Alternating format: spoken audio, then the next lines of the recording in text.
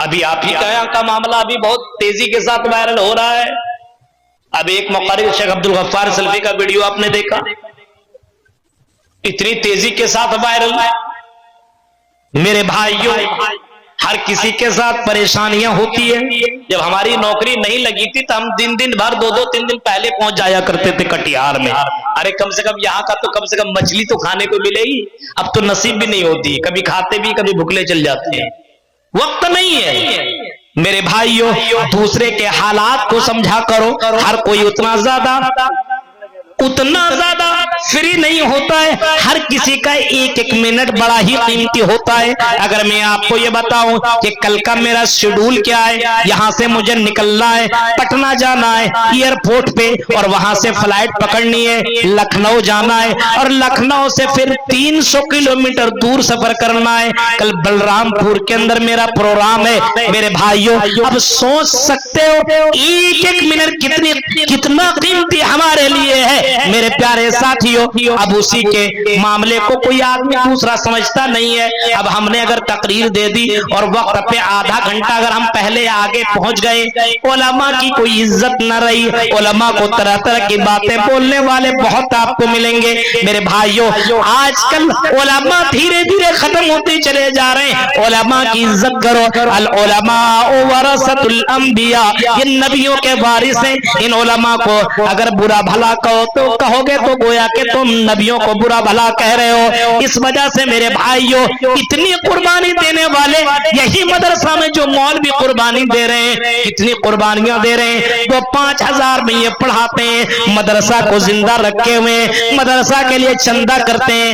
لوگوں, کبھی تم مدرسوں کے لیے چندے کے لیے نکلا کرو تب سمجھ میں آئے گا. کبھی تم مسجدوں کے چندے کے لیے نکلا کرو تب سمجھ میں آئے گا کتنا مشکل کام ہے.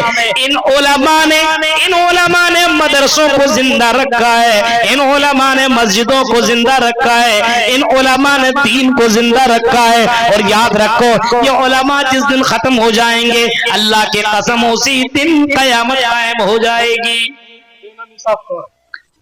یہ دیکھیے ہمارے کوئی بھائی تقریر سنتے سنتے ماشاءاللہ ایمان جاگا, یہ 700 روپیہ انہوں نے دیا ہے. لیجئے ہمارے طلحہ صاحب, اب بتائیے اللہ تعالیٰ ان کو جزائے خیر دے اور ان کی جائز خواہشات کو اللہ پوری کرے.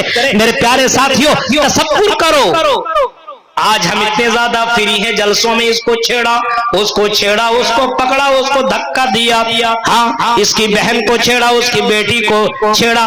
میرے بھائیوں بتاؤ, مسلمانوں کا اخلاق اتنا زیادہ بگڑ سکتا ہے؟ جلسوں کے اندر یہ معاملہ ہو رہے ہیں, بازاروں کے اندر یہ معاملہ ہو رہے ہیں. یہاں تو اپنا جلسہ ہے. اگر مسلمان کمانے کے لیے دلی, بمبئی, کلکتہ جاتا ہے اور سمجھتا کوئی دیکھنے والا نہیں ہے, وہاں پہ جا کر کے طوائف کے اڈوں میں جا کر کے اپنی سیکس پورا کرتا ہے, اور جا کر کے وہ سارا کام کرتا ہے جس کو اللہ نے حرام قرار دیا ہے. میرے پیارے ساتھیوں, اب تصور کرو اخلاق ہمارا کتنا بگڑ چکا ہے, کتنا گر چکا ہے, کتنا خراب ہو چکا ہے. اخلاقی اعتبار سے ہم کمزور. محمد رسول اللہ کی زندگی کو دیکھو تو اللہ کے نبی کا اخلاق پوچھا گیا. حضرت عائشہ کہتی ہیں نبی کا اخلاق کیا پوچھتے ہو, قرآن پڑھتے چلے جاؤ اور نبی کا اخلاق سمجھتے چلے جاؤ. قرآن ہی بتا رہا ہے نبی کا اخلاق قرآن ہے. قرآن ہی جیسا جیسا بولتا ہے نبی کا اخلاق ہی ویسا ہے. آج قرآن کے اعتبار سے ہمارا اخلاق ہے, نہ چلنے میں, نہ کھانے میں, نہ اٹھنے میں, نہ بیٹھنے میں, ہر معاملے میں گڑبڑ ہے. مراد اخلاقی اعتبار سے ہم بہت ہی زیادہ گرے ہوئے ہیں. اب یہیں جلسے میں بیٹھے بیٹھے بہت سے لوگ کھینے بھی کھاتا, بتائیے تقریر بھی سن رہا ہے, قرآن کی آیتیں بھی سن رہا ہے, ہاں جہنم کے واقعات بھی سن رہا ہے, اور اس کے باوجود یہ کھینے بھی کھا رہا. بتائیے اس سے پڑھ کر کے اخلاق کسی کا گر سکتا ہے؟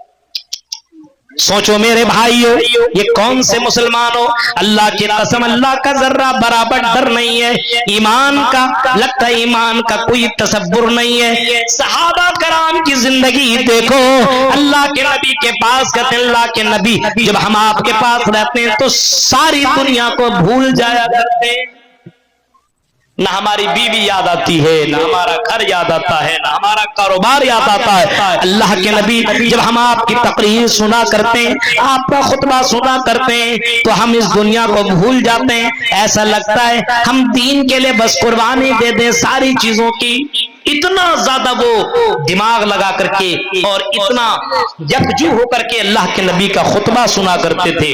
آج ہمارے یہاں خطبے ہوا کرتے ہیں اور جلسوں میں ادھر ادھر گھومنے والے. اب بتائیے 1-1 بجے 2-2 بجے اور 1:30 بجے رات کو ہمارے نوجوان لڑکے اور لڑکیاں کیا خریدتے ہیں؟ بس کیا بازار کے لیے اور بھی دن نہیں ہے؟ اگر خریدنا ہے تو صبح میں بھی بازار لگا رہے گا, صبح میں آپ خرید لیجیے.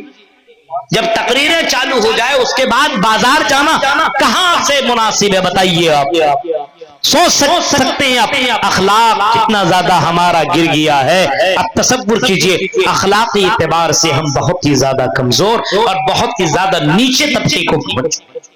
ایک جگہ نماز ہو رہی تھی, امام صاحب نماز پڑھا رہے تھے, اللہ اکبر. نماز پڑھاتے پڑھاتے کسی کا موبائل بجنے لگا.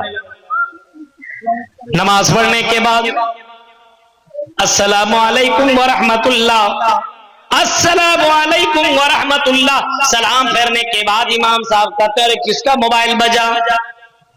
اب عام لڑکا تھا, اس نے کہا سر میرا موبائل بجا. اس کو کیا معلوم تھا یہ جملہ